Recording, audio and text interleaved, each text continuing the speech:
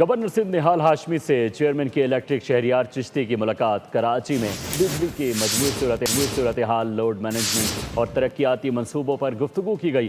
سرمایہ کاری، ٹرانسمیشن نظام کی بہتری اور صارفین کو جدید سہولتوں کی فراہمی پر بھی بات چیت ہوئی۔